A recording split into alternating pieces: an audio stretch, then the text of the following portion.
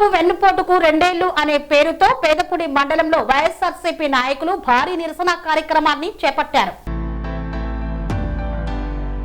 చంద్రబాబు వెన్నుపోటుకు 2 ఏళ్లు పేరుతో పేదపుడి మండలంలో వైఎస్ఆర్సీపీ ఆధ్వర్యంలో భారీ నిరసన. ఎన్నికల హామీల అమలుపై కూటమి ప్రభుత్వాన్ని నిలదీసిన వైఎస్ఆర్సీపీ నేతలు ఎప్పుడిస్తావు బాబు అంటూ హామీల అమలుపై ప్రభుత్వాన్ని ప్రశ్నించిన పార్టీ శ్రేణులు టీడీపీ మేనిఫెస్టో పత్రాలు, చంద్రబాబు, పవన్ కళ్యాణ్ సంతకం చేసిన బాండ్లు, పత్రికా ప్రకటనల కాపీలను దహనం చేశారు.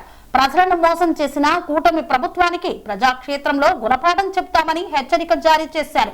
అధిక సంఖ్యలో పాల్గొన్న పార్టీ నాయకులు, కార్యకర్తలు, అభిమానులు వైఎస్ఆర్ కాంగ్రెస్ పార్టీ అధ్యక్షులు మాజీ ముఖ్యమంత్రి వైఎస్ జగన్మోహన్ రెడ్డి పిలుపు మేరకు వైఎస్ఆర్ కాంగ్రెస్ పార్టీ ఆధ్వర్యంలో ఈ రోజు నుండి రాష్ట్ర వ్యాప్తంగా నిర్వహిస్తున్న చంద్రబాబు వెన్నుపోటుకు 2 ఏళ్లు నిరసన కార్యక్రమాల్లో భాగంగా అనపర్తి నియోజకవర్గంలోని పేదపుడి మండలంలో వైఎస్ఆర్సీపీ ఆధ్వర్యంలో భారీ ఎత్తున నిరసన కార్యక్రమాలను నిర్వహించారు. అనపర్తి నియోజకవర్గ వైఎస్ఆర్సీపీ సమన్వయకర్త మాజీ శాసన సభ్యులు డాక్టర్ సత్తి సూర్యనారాయణ రెడ్డి ఆదేశాల మేరకు పేదపుడిలో జరిగిన ఈ కార్యక్రమంలో పార్టీ నాయకులు, కార్యకర్తలు, అభిమానులు పెద్ద సంఖ్యలో పాల్గొన్నారు.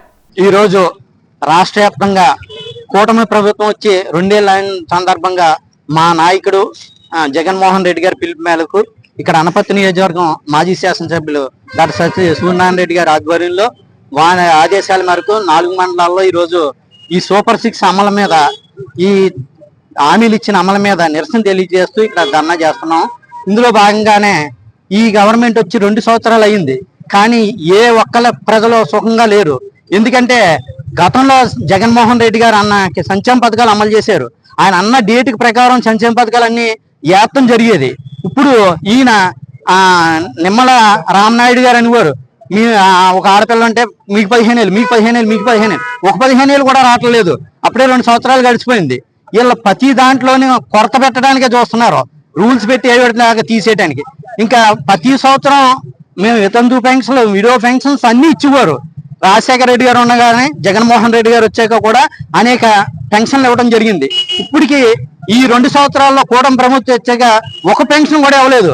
ఇచ్చారు, భర్త పోతే భార్య ఇస్తున్నారు, అది 2వ 1వ అయి కాదు కదా. ఎంతమంది అర్హత ఉందో అంతమంది 60 సంవత్సరాలు నిన్నోళ్ళు ప్రతి సంవత్సరం నిండుతుంటారు, వాళ్ళందరికీ ఇవ్వాలి కదా. ఎందుకు ఇస్తలేదు? మీరు ఇచ్చిన పథకాలు అమలు చేస్తానన్నారు, ఏ పథకం అమలు చేయలేదు. ఒక పథకం అమలు చేశారేమో చెప్పండి.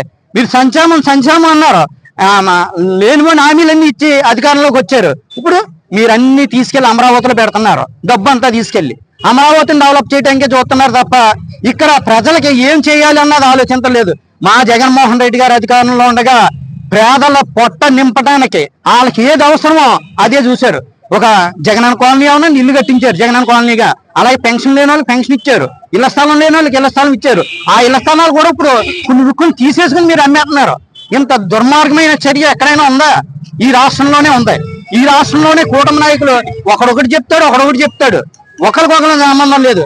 పవన్ కళ్యాణ్ గారు ఏదో మాట్లాడతారు, చంద్రబాబు నాయుడు గారు ఏదో మాట్లాడతారు. వీళ్ళంతా చేసేది అభివృద్ధి దృష్టిలో ఎవరో పెట్టుకుంటలేదు, ఓన్లీ వాళ్ళ పొట్ట నింపుకే దృష్టిలో పెట్టుకుంటున్నారు తప్ప కూటమి నాయకులు అభివృద్ధిలో ఏమీ పోషించలేదు. మా జగనన్న అధికారంలోకి వచ్చాక మీకు గతంలో ఇచ్చిన సంక్షేమ పథకాలు ఎలాగ అమలు చేశారో అలాగే అమలు చేస్తారు. రుణమాఫీ అన్నారు, ఇప్పుడు రుణమాఫీ చేయలేదు. గతంలో రుణమాఫీ అన్నారు, చేయలేదు. అలాంటికి ప్రజలు మిమ్మల్ని నమ్మి ఓటేశారు. కూటమి నాయకులు అందరినీ చూసి, చంద్రబాబు నాయుడు అయితే ఇవ్వకపోతేమో కానీ కూటమి నాయకులు అందరినీ చూసేశారు. కానీ వాళ్ళు కూడా చంద్రబాబు నాయుడు మీద ఒత్తిడి తెచ్చి ఈ ప్రజలకు న్యాయం చేయండి, మేము అడిగేది అదే, మాకు ఎవరికైనా న్యాయం చేయమంటలేదు, నిరుపేదలను ఆదుకోమంటున్నాం, ఆదుకోండి మీ కూటమి నాయకులు.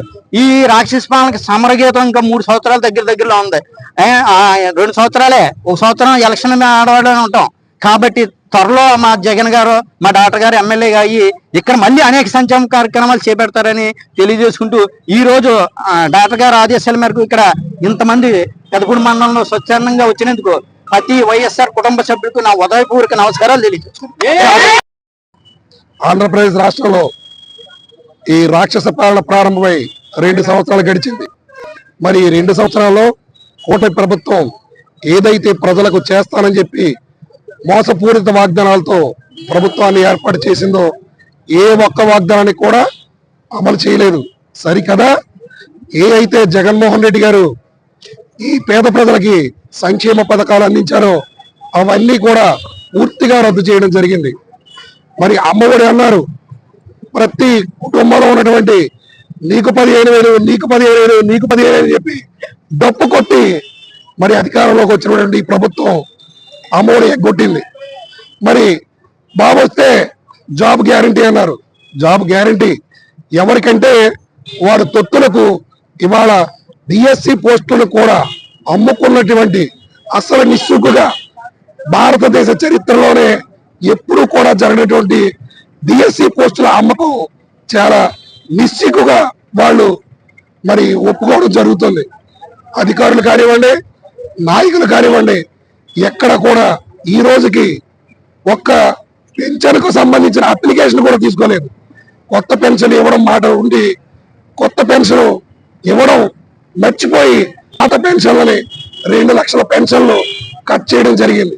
ఈ 2 సంవత్సరాల్లో మరి దివ్యాంగులకు కానివ్వండి, వితంతువులకు కానివ్వండి, వృద్ధులకు కానివ్వండి ఒక్క కొత్త పెన్షన్ కూడా రాలేదు. రైతులను మోసం చేశారు, విద్యార్థులను మోసం చేశారు, ఆడపడుచులను మోసం చేశారు. యావత్ ఆంధ్రప్రదేశ్ ని మోసం చేసి వారు మాత్రమే బ్రతకడానికి, మరి ముఖ్యంగా కూటమి నేతలు పబ్బం గడుపుకోవడానికి మాత్రమే ఈ ప్రభుత్వం ఉంది తప్ప ప్రజలకు సేవ చేయడానికి కాదు. మరి తప్పకుండా ఈ ప్రజలంతా కూడా ఈ ప్రభుత్వానికి వ్యతిరేకంగా ఉన్నారు. మరి త్వరలోనే జగన్మోహన్ రెడ్డి గారి ప్రభుత్వం ఈ ఆంధ్రప్రదేశ్ లో ఏర్పడుతుంది. అది మాత్రం గ్యారంటీ. జగన్మోహన్ రెడ్డి గారి ప్రభుత్వం ఎప్పుడు ఏర్పడుతుందని చెప్పేసి ఈ ఆంధ్రప్రదేశ్ లో జనమంతా కూడా 1000 కళ్ళతో ఎదురు చూస్తున్నారు. కాబట్టి అతి త్వరలోనే వీళ్ళందరికీ కూడా బుద్ధి చెప్తూ మరి జగన్మోహన్ రెడ్డి సస్యశ్యామలైనటువంటి పరిపాలన అందించే దిశగా మరి ఆంధ్రప్రదేశ్ లో అడుగులు పడుతున్నాయి. ఇది శుభతరుణం అని చెప్తూ సెలవు తీసుకోవడం. Thank you.